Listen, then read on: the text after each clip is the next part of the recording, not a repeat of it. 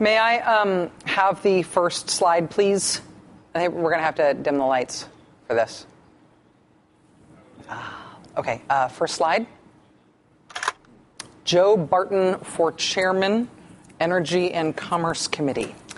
The Republicans were very clear that John Boehner was going to be Speaker of the House when they won the majority in the House in this November's elections. But Republicans are having a doozy of a fight over who gets to be powerful within the House, who gets to run the committees now that their party is in control. The guys who are, and I do mean guys, who are fighting to become chairman of a couple of these committees, the Appropriations Committee and the Energy Committee, they're doing these presentations this week to the Republican Steering Committee, doing presentations today and tomorrow, making their case for why they ought to be in charge of these powerful committees.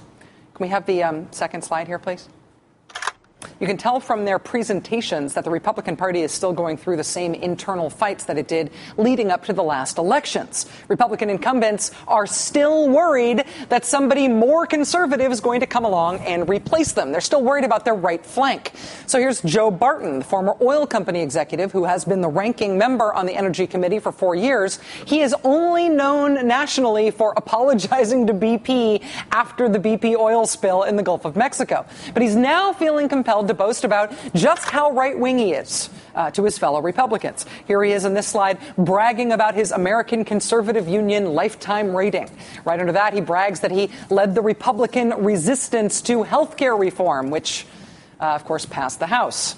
Also, he led the GOP fight against cap and trade, which also passed the House. You know, the important thing making the case for yourself in this way is to stay away from the little inconvenient details that mess up the narrative, like bragging that the thing that you fought hard to defeat wasn't actually defeated, that you were, in effect, the captain of the losing team.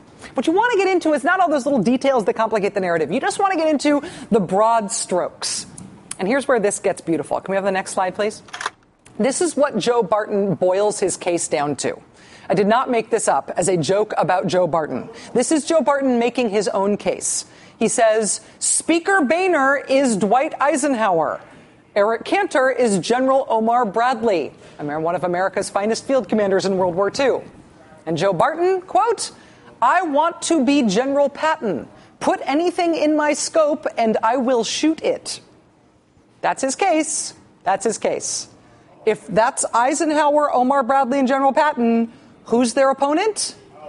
Yes, the Obama administration would be Nazi Germany. And these three Republicans, none of whom served in the military, are the U.S. military generals leading the charge against those Nazis.